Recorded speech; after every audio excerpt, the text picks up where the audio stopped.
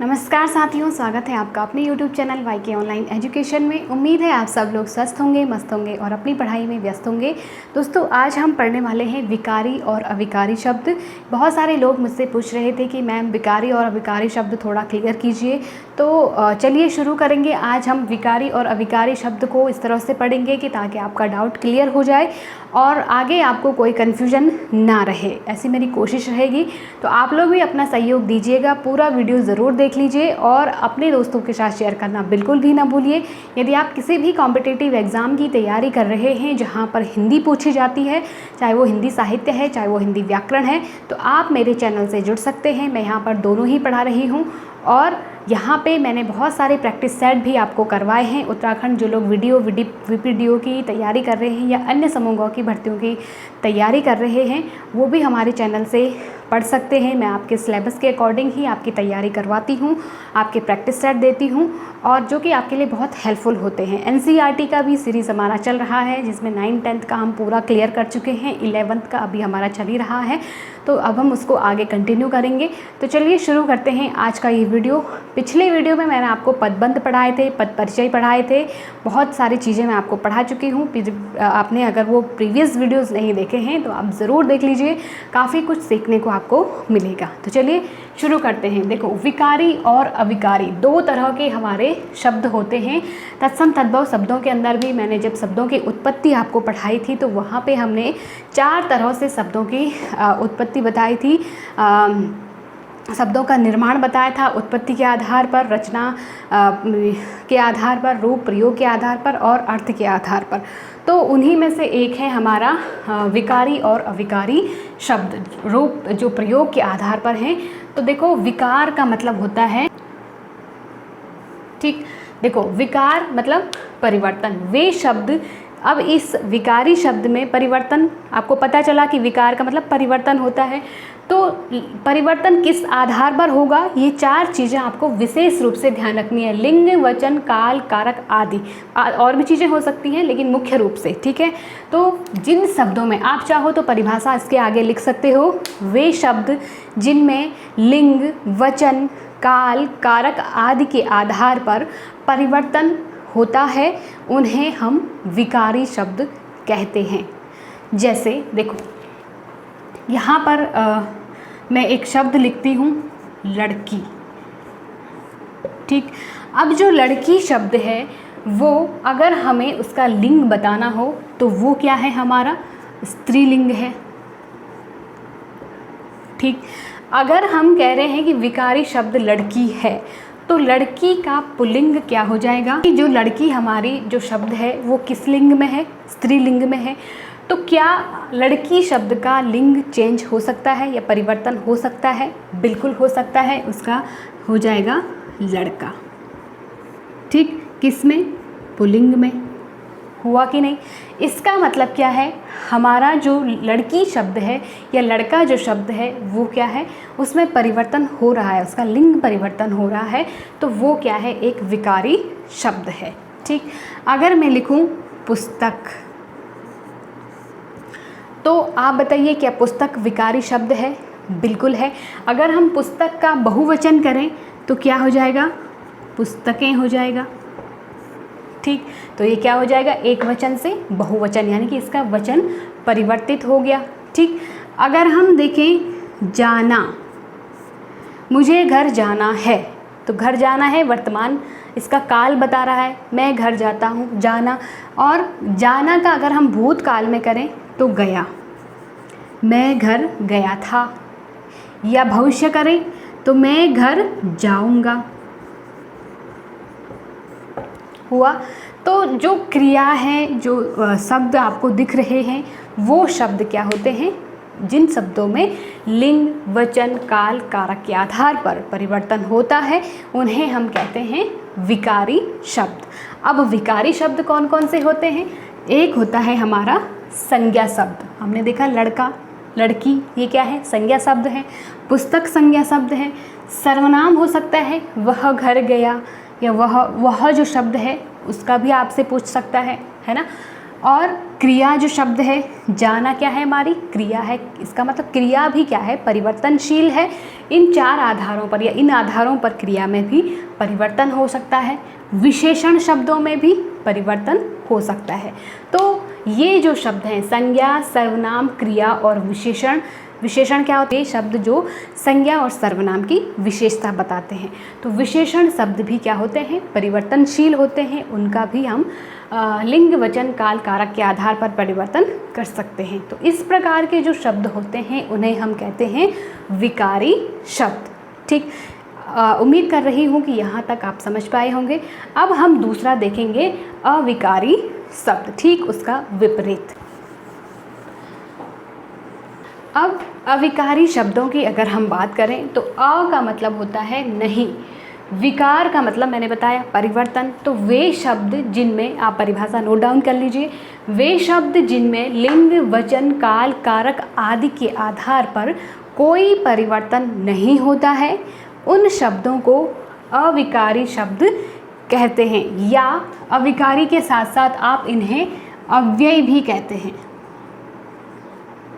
ध्यान रखना, कभी कभी आपसे अविकारी न दे करके अव्यय शब्द दे देगा या अविकारी दे देगा, दोनों एक ही हैं। वे शब्द जिनमें लिंग, वचन, काल, कारक इत्यादि के आधार पर कोई परिवर्तन नहीं होता है, उन्हें अव्यय या अविकारी शब्द कहते हैं। अब ये जो शब्द होते हैं ये कितने प्रकार के होते हैं, कौन कौन से होते हैं, इनको हम जान लेते हैं। जैसे सबसे पहले उदाहरण देख लो, जैसे मान लो मैं कह रही हूँ और, इसलिए, तो अब आप बताइए और जो शब्द है उसका लिंग क्या है, इसलिए जो शब्द है इसका वचन क्या है, इसका कोई काल है क्या, इसका कोई कारक है, बिल्कुल नहीं है। ना तो हम इसमें लिंग बता सकते हैं, ना वचन बता सकते हैं, ना काल बता सकते हैं, ना कारक बता सकते हैं। यानी कि इन आधारों पर हम इन शब्दों में कोई भी परिवर्तन नहीं कर सकते हैं। तो इस प्रकार के जो शब्द होते हैं इनको हम कहते हैं अविकारी या अव्यय शब्द, जो सदैव एक जैसे रहते हैं। ठीक, हर परिस्थिति में वो आपको ऐसे ही दिखेंगे, चाहे वो आप किसी के साथ भी प्रयोग करो, किसी भी तरह के वाक्यों के साथ प्रयोग करो, ये शब्द आपको इसी प्रकार मिलेंगे। ठीक, अब हम जानते हैं कि अव्यय अविकारी शब्द कितने प्रकार के होते हैं।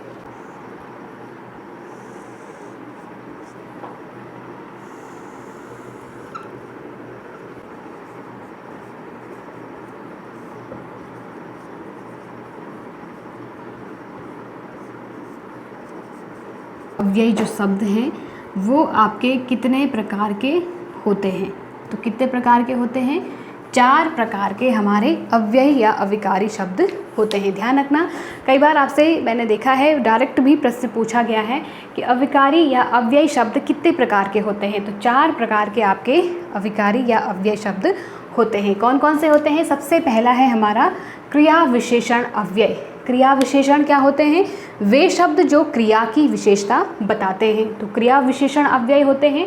देखो जैसे कालवाचक, तो कालवाचक में क्या आ जाएगा, जो समय को बताता है, जैसे कल, परसों, जैसे हम बोलते हैं ना कि कल गया परसों जाएगा, इस तरह से।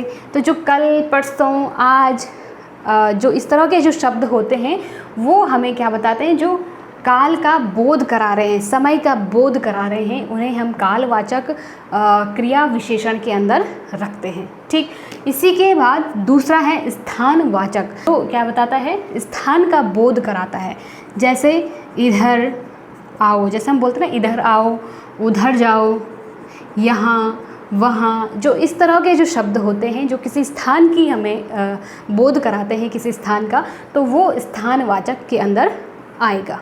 ठीक, इसके बाद रीतिवाचक जो आता है, तो हम जैसे मैंने बताया था कि वो जन्म से अंधा है, तो जन्म से वो एक रीति को बता रहा है। जैसे ठीक हो गया, अच्छा हो गया, जैसे हम बोलते हैं ना अच्छा ऐसा है, ठीक ऐसा है, ये ठीक बात नहीं है, तो ये एक रीति को बता रहा है कि वो चीज़ कैसी है ना, तो वो रीतिवाचक के अंदर आएगा। परिमाणवाचक की बात करें तो परिमाण का मतलब मैंने बताया था मात्रा, जहाँ पे किसी चीज़ की मात्रा का बोध होता है वो परिमाण होता है। तो मात्रा के यानी कि कम, अधिक, बहुत, तो इस प्रकार के जो शब्द होते हैं जो अविकारी। अब देखो इन शब्दों को आप अगर देख पाओ तो इनको क्या हम इनका लिंग बता सकते हैं, क्या हम इनका काल बता सकते हैं, क्या इसमें किसी प्रकार का लिंग वचन काल कारक परिवर्तित हो सकता है? नहीं हो सकता है। तो ये हमारे कहलाते हैं क्रिया विशेषण अव्यय, जो हमेशा एक जैसे रहते हैं। कल को कल ही कहेंगे, परसों को परसों ही कहेंगे, ठीक है। इधर उधर जो स्थान है उसको वैसे ही कहेंगे, उनमें कोई लिंग वचन काल कारक नहीं लगता है, ठीक है। इसके बाद अगला देखो संबंध बोधक अव्यय। तो संबंध से नाम से ही आपको पता चल रहा है, जो दो वाक्यों के बीच संबंध बताने का कार्य करता है। जैसे मारे, बिना, समेत, सहित। अब उदाहरण देखो, जल के बिना जीवन नहीं। तो देखो जल और जीवन इन दोनों का ही संबंध बताने का कार्य किसने किया है? इस बिना शब्द ने किया है। और बिना शब्द क्या है? अपरिवर्तनशील शब्द है, अव्यय शब्द है, ठीक है। या मारे, गर्मी के मारे बुरे हाल हैं। तो बुरे हाल और गर्मी का संबंध बताने का कार्य किसने किया? मारे शब्द ने किया, ठीक है। तो इस तरह के जो शब्द होंगे वो संबंध बोधक अव्यय के अंदर आते हैं, आपको ये ध्यान रखना है। इसके बाद समुच्चय बोधक अव्यय। समुच्चय बोधक का भी वही मतलब होता है जो दो वाक्यों को जोड़ता है। संबंध का मतलब क्या था? दो वाक्यों में संबंध बताने का कार्य कर रहा है, आपस में उन दोनों की कनेक्टिविटी बता रहा है। लेकिन समुच्चय बोधक क्या है? उन दोनों वाक्यों को जोड़ने या अलग करने का भाव प्रकट करता है। देखो जैसे हमने कहा राम और श्याम भाई हैं, ठीक है। तो राम और श्याम क्या है? भाई हैं। इन दोनों का ही संबंध किस शब्द ने बताया? और शब्द ने बताया। और शब्द जो है वो हमेशा क्या है? और को और ही कहेंगे, वो अपरिवर्तनशील शब्द है। इसका मतलब जो ये शब्द है इसने इन दोनों ही भाइयों का या दोनों ही पदों का संबंध बताया है, ठीक है। या अलग होने के अर्थ में जैसे हम कहेंगे जैसे आपको प्रश्न पत्र में भी पूछा जाता है कि प्रश्न नंबर 5 जो प्रश्न पूछा जाएगा आपसे कि भारत की जनसंख्या कितनी है, तो एक प्रश्न ये हो गया, बीच में आपको या अथवा चिन्ह दिया रहेगा, भारत के जनसंख्या के बारे में बताइए, या कुछ भी आपको दूसरा प्रश्न दे देगा। तो जो या है अथवा है, यानी कि दोनों पदों को एक दूसरे से क्या कर दिया? अलग कर दिया। तो अलग करना, जोड़ना, ये संबंध बताना, ये किस में आता है? जोड़ना जो है और अलग करना ये किस में आएगा? समुच्चय बोधक के अंदर आता है, ठीक। इसके बाद देखो विस्मयादि बोधक। तो देखो जहाँ पर भी शोक, घृणा, आश्चर्य इस प्रकार के जो मनोभाव होते हैं उन्हें प्रकट करने का भाव हमें पता चलता है, वहाँ पे विस्मयादि बोधक अव्यय चिन्हों का प्रयोग किया जाता है। जैसे कई बार हम आश्चर्य से बोलते हैं ना कि सच ऐसा हुआ था, तो ये जो सच शब्द है ये भी क्या कर रहा है? आश्चर्य प्रकट कर रहा है। ओहो ऐसा नहीं होना चाहिए था, बोलते हैं ना, तो ओहो शब्द ने भी क्या कर दिया? आश्चर्य प्रकट कर दिया।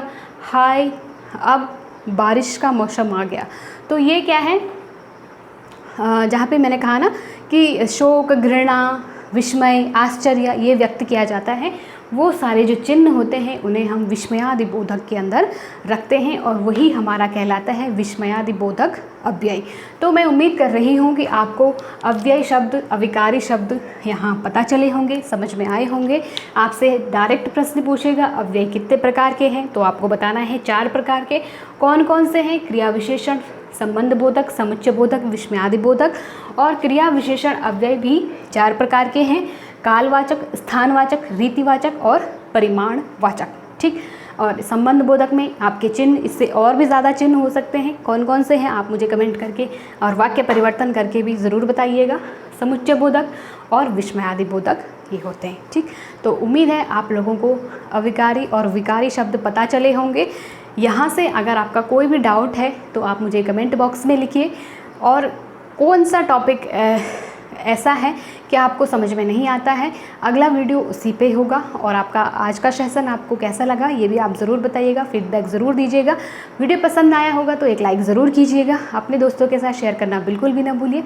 मिलते हैं अगले टॉपिक में अगले वीडियो के साथ, तब तक के लिए आप अपना और अपनों का ध्यान रखें। नमस्कार।